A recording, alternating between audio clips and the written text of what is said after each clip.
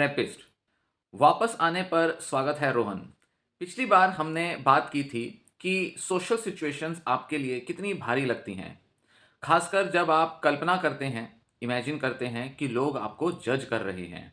आज मैं चाहता हूं कि हम उन बिलीव्स पर ध्यान दें, उन परसेप्शन पर फोकस करें, मतलब कि आप किस तरह से दूसरों के विचारों को समझते हैं और देखें कि क्या हम उन्हें धीरे धीरे चैलेंज कर सकते हैं। आपको कैसा लगता है रोहन? सच कहूं तो यह बहुत डरावना लगता है, क्योंकि मुझे पता है कि लोग मुझे जज करते हैं। मैं इसे महसूस करता हूं जब भी मैं कमरे में प्रवेश करता हूं। थेरेपिस्ट: यह बहुत डीप इमोशन है। चलिए इसे साथ में एक्सप्लोर करते हैं। थेरेपी का मतलब यह नहीं कि मैं आपको कहूं कि आप गलत हैं, बल्कि हम मिलकर इन बिलीव्स को परखेंगे और देखेंगे कि वे कितने मजबूत हैं। रोहन: ठीक है, मैं कोशिश करूंगा। पार्ट वन: कॉग्निटिव डिस्टॉर्शंस की पहचान। थेरेपिस्ट: चलो हाल ही का कोई उदाहरण लेते हैं। क्या आपको याद है हाल ही में कब आपको लगा कि लोग आपको जज कर रहे हैं? रोहन: कल क्लास में मैंने हाथ उठाकर जवाब दिया और जैसे ही बोलना शुरू किया मेरी आवाज़ कांप गई। मैंने देखा कि दो लोग फुसफुसा रहे थे और मुझे लगा कि वे मेरा मजाक बना रहे हैं। थेरेपिस्ट: आपको लगा कि वे आपका मजाक बना रहे थे? चलो यहाँ रुकते हैं। आपके पास क्या एविडेंस था? रोहन: उन्होंने झुककर फुसफुसाया और मुस्कुराए। थेरेपिस्ट: तो ये आपने देखा। अब आपने क्या इंटरप्रिटेशन की? रोहन: कि वे मेरा मजाक बना रहे थे। थेरेपिस्ट: तो ऑब्जर्वेशन है कि दो सहपाठी क्लासमेट्स फुसफुसाए और मुस्कुराए। इंटरप्रिटेशन है कि वे मेरा मजाक बना रहे थे। क्या आप डिफरेंस देख पा रहे हो? रोहन: हाँ, लेकिन दोनों तो एक जैसे लगती हैं। थेरेपिस्ट: यही सोशल एंजाइटी की ताकत है, यह इमोशन को फैक्ट्स से मिला देती है। चलिए थोड़ा ऑल्टरनेटिव इंटरप्रिटेशंस सोचते हैं। क्या और कारण हो सकते हैं कि वे फुसफुसा रहे थे? रोहन: शायद वे किसी और चीज पर बात कर रहे थे। थेरेपिस्ट: बिल्कुल, हो सकता है वे कोई मजाक शेयर कर रहे हो आपस में, या कमरे में कुछ मजेदार देखा हो।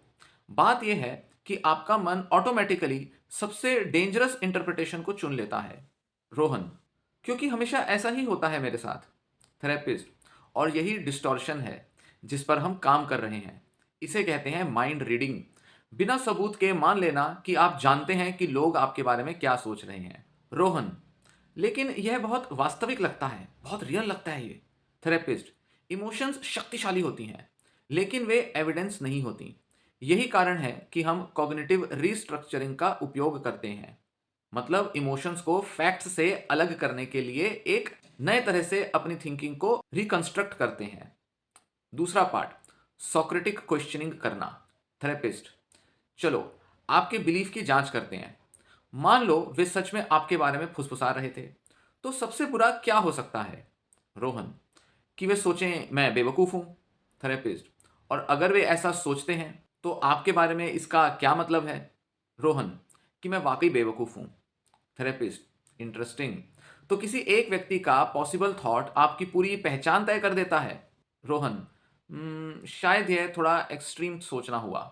थेरेपिस्ट: बिल्कुल, यही है ओवर जनरलाइजेशन, एक नेगेटिव सिचुएशन को लेकर उसे यूनिवर्सल बना देना। रोहन: लेकिन अगर लोग सोचते हैं कि मैं बेवकूफ़ हूं, तो यह मायने रखता है मेरे लिए। थेरेपिस्ट: चलिए इसको चुनौती देते हैं।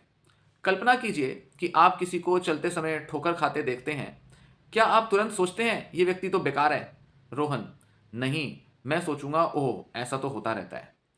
थेरेपिस्ट: तो फिर आप क्यों मानते हैं कि लोग आपके प्रति बहुत ज्यादा हार्श हैं, कठोर हैं? रोहन: क्योंकि मैं अलग हूं सबसे। थेरेपिस्ट: ये है पर्सनलाइजेशन, मानना कि आप कुछ स्पेसिफिक तरह से फ्लॉड हैं, आप में कोई कमी है। लेकिन चलिए रियलिटी को जांचते हैं। क्या आप सच में अलग हैं, या आप खुद पर कोई ज्यादा सख्त स्टैंडर्ड्स बना रहे हैं? रोहन: शायद ये बहुत ही स्ट्रिक्ट स्टैंडर्ड्स हैं। थेरेपिस्ट: अच्छा ऑब्जर्वेशन है। अब पूछते हैं, क्या सबूत है कि हर कोई आपको नेगेटिव रूप से जज कर रहा है? रोहन: मेरे पास सॉलिड एविडेंस तो नहीं है, बस एक इमोशन है। थेरेपिस्ट: और क्या सबूत है जो इसके उल्टा जाता है?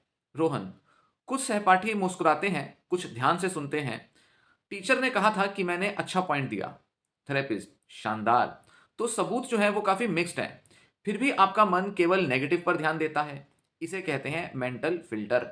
रोहन, तो मतलब मैं फंडामेंटली रियलिटी को बहुत ही डिस्टॉर्ट कर रहा हूं? थेरेपिस्ट, जानबूझकर नहीं, बस यह एक एंजाइटी की आदत है, लेकिन आदतें बदली जा सकती हैं। तीसरा पार्ट, बिहेवियर एक्सपेरिमेंट का प्लान।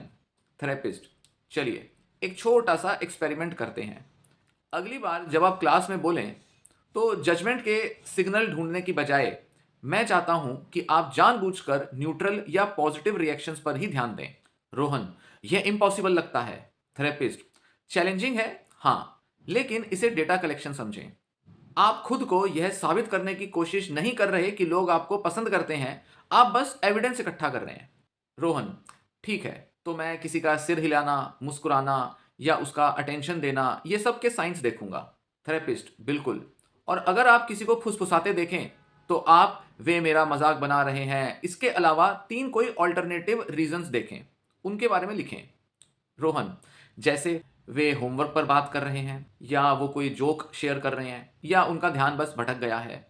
थेरेपिस्ट, बिल्कुल सही। यही तरीका है जिससे हम अपने डिस्टॉर्टेड परसेप्शंस को कमजोर करते हैं, मतलब कॉग्निटिव डिस्टॉर्शंस को तोड़ते हैं। पार्ट 4, सोशल परसेप्शंस की रीफ्रेमिंग। थेरेपिस्ट, चलो अभी रीफ्रेमिंग की प्रैक्टिस करते हैं। इमेजिन करो कि आप प्रेजेंटेशन दे रहे हो और कोई जमाई लेता है, यौन करता है। आपकी ऑटोमेटिक थॉट क्या होगी?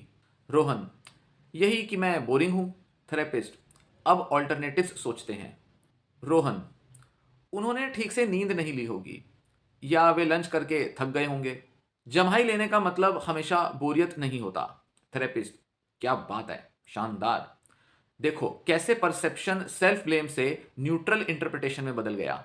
रोहन, लेकिन हो सकता है वो सच में बोर हो रहे हैं। थेरेपिस्ट, तो इसका मतलब है कि आपकी प्रेजेंटेशन ने उनका ध्यान नहीं खींचा। पर यह मतलब नहीं कि आप बेकार हो।